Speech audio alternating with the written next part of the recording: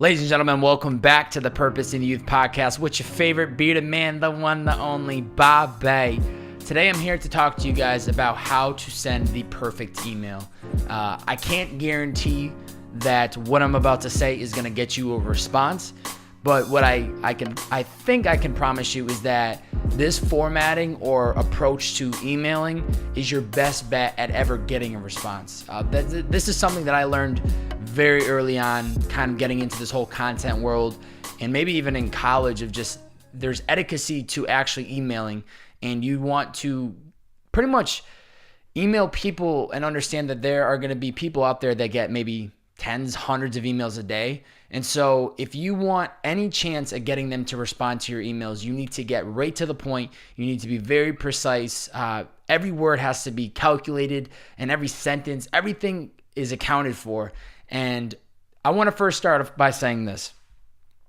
These massive emails that people think are the ways to go, sending paragraphs on paragraphs on paragraphs, it is absolutely the worst thing that you can do for yourself, because I can promise you right now, there are tons of people that are never going to read your email because you're not respecting their time. Like, you might have an amazing story, and I don't want to knock anybody down to say don't send that email, but you have to be very, very smart about the words that you use and the length of it, because like I said, there are going to be people that get hundreds of emails a day. And so if they click on yours having no idea who you are, having no idea what you do, and they just see a 5-paragraph essay, there's a very good chance that they just might skip it and go on to the next thing and use their time towards the things that they know they have to get done.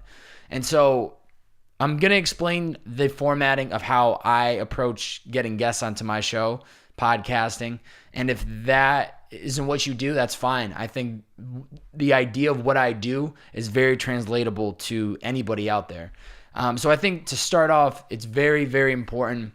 In this email, you address who you are in the beginning. 2 to 3 sentences just about who you are and what you do. You know, for instance, I might say, "Hey, John, my name is Bobby Hobart Bobbbaaaay.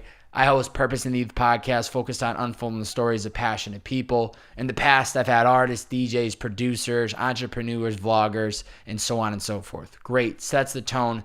At least get an idea of who I am. I'll even make sure to hyperlink my Instagram and Purpose in the Youth podcast, my podcast page, to at both points of where I bring them up, so that if they wanted to get a quick idea of the face of the bearded man, or they wanted to actually see what the podcast was all about, very easy for them to click. You want to make this as easy as possible. You don't want this person to have to go Google looking for more information based on what you're trying to get them to check out.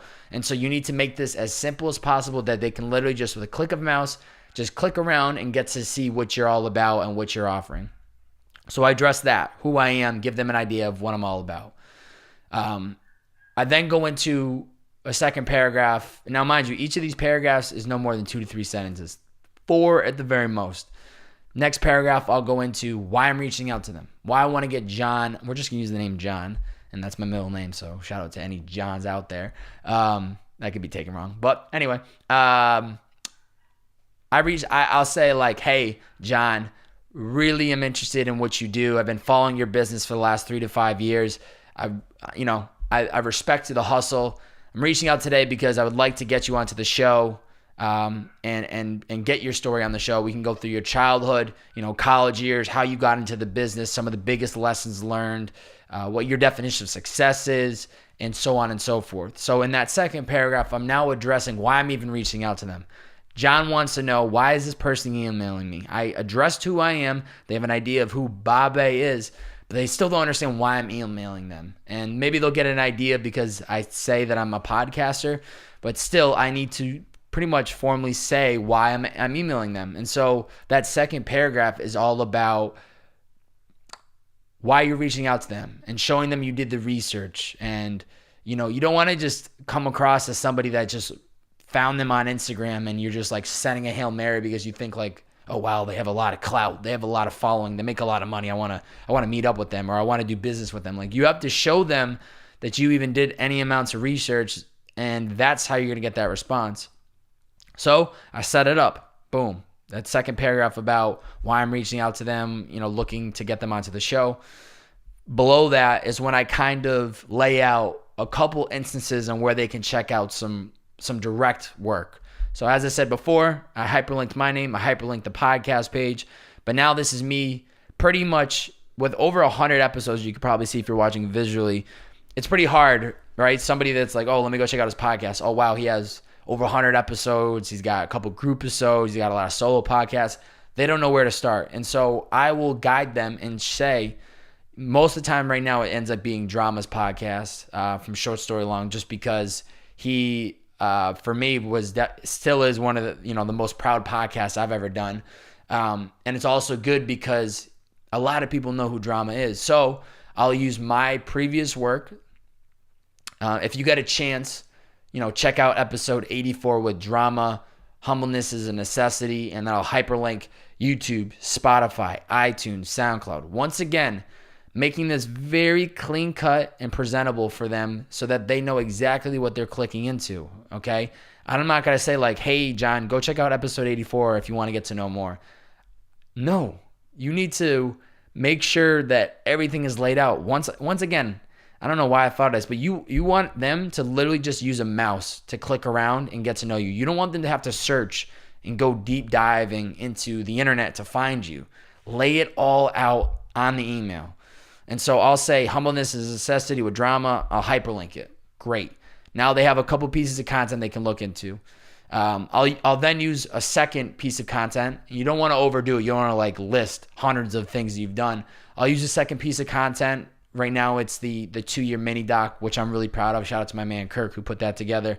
And that's just a little bit of a different background on the podcast. It kind of gives them a glimpse of what's been going on for the last 2+ years. And so at the end, I'll end it all off with, hope this is something of interest. If the timing isn't right, I totally understand. Let me know what you think. Best, Bobby. Very key right there. I hope this is of interest. So I'm not just assuming that they're going to be down to do this. I can't make assumptions that just because I'm the world's favorite bearded man and, I have a cool podcast that they're instantly going to want to do it. No, that's not how it works. So, saying hope it's of interest is really me being very hey, I really want you to do this, but I understand maybe it's not interest of you. And the second part is super important that I learned from Matt Keene. He was episode 10 of the podcast, talk about a throwback. And he said, you always want to give people an out. So I understand that some people don't want to do it, and that's cool. And I would rather get an email back from them saying, hey, timing isn't right. Sorry about that, man. Cool. At least I heard back from them, right? That's the goal. We all want to just get that. It helps us sleep better at night knowing we got their response. That's all that matters. And so learning to give people an out is a professional and positive way for them to say I don't want to do this possibly, or maybe the timing isn't right. And so I really suggest you always end the emails with, if you're asking something in the email, if the timing isn't right, I totally understand, because you're recognizing that they are busy people, that they probably have a lot on their shoulders, that maybe the timing really isn't right, or maybe they just don't want to do it. And so you providing them with, yeah, man, the timing isn't right. It's the most professional way for them to say, I don't want to do it, without saying, I don't want to do it. Because I think a lot of times if people don't want to do it, they're just not going to respond. They're not going to email you back, say, nah, man, I'm all set. Thanks. Click. Nobody's going to do that. They're either going to respond because they want to do it, or they're not going to respond at all. And so giving them that out is that middle ground of recognizing they're a busy person. We understand that. And it's easier for me to move on to the next guest that I'm trying to get, knowing the timing wasn't right. Cool. And sometimes the timing really isn't right. And so then they say, follow up with me in 3 months, 6 months, or whatever. So the key to really perfect this emailing, and like I said, I'm not going to guarantee that if you follow this format, it's going to work, but it works for me. This is the format, the key to emailing that I've used. And so to recap it all, you want to make this very, very, very clean cut and professional. You don't want this to be a 5-paragraph essay. You want each paragraph to be 2 to 3, at the very most 4 sentences. And I'm talking real minimal, just getting right to the point. And you want to break down who you are and what you do. paragraph 1. Number 2, why you were reaching out to them and the ask of pretty much, why you're reaching out to them. Like, I want to get you on the show. I want to do a brand collab with you. I want to make music with you. I want to go ride a skateboard with you. Maybe it's Tony Hawk. Maybe you want to ride a skateboard with Tony Hawk. If so, I'm down. And then third paragraph, I would put a couple pieces of your recent work or ideas or pitch decks or whatever it is that you do. That's when you provide like the clickable things for them to look into. And then that fourth paragraph, which I'd just call a sentence, hope this is of interest. If the timing isn't right, I totally understand. Make sure it looks good. The fonts are all the same size. You're addressing them. Hi, John. You're ending with like all the best, your name, or best, Bobby. And like I said, you want to make sure that everything in that email is hyperlinked. If it's a podcast page, do that. If it's a brand, hyperlink your favorite social platform or your website, whatever you feel most comfortable with sharing. That's what you want to hyperlink. And so you really have to look at emailing as an art. It is an art.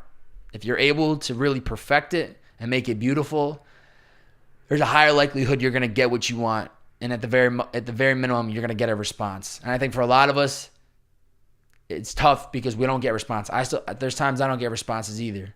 But to set ourselves up for the greatest possible chance to get that response, we need to do everything in our best, everything we possibly can to make sure that email that we send out, that Hail Mary that we send, is to the best of our ability, and that it looks great, it looks professional, and that for somebody that clicks in, they're going to be willing to read it because it's very professionally laid out, it's clean cut, it's very minimalistic, it's easy for them to click around and see what you're all about, it's very easy for them to understand what you're asking for, and so there's not this whole backstory of where you went to college and did this and did that, and when you were in 5th grade, little Lucy beat you up on the playground. There's none of that. It's right to the point. So I hope this helps anybody that's listening. Like I said, I can't guarantee you're going to get an email back, but I think this is the best way to set yourself up to get an email back. If you have any direct questions or more details of you want to learn more about this, you can, if you're watching on YouTube, drop a comment below. I'm always answering questions there. If you're if you're listening on any of the podcast platforms, shoot your boy DM. Hopefully we can, figure this out. If you are listening on any of the podcast apps or watching YouTube, screenshot it, post it to your Instagram story, tagging Purpose in the Youth. I appreciate it. That helps get the name out there. And I hope this was helpful. If you got any questions, let me know. Bobbbaaaay, your favorite bearded man. The one, the only. Bobbbaaaay. We're going to the top. See ya.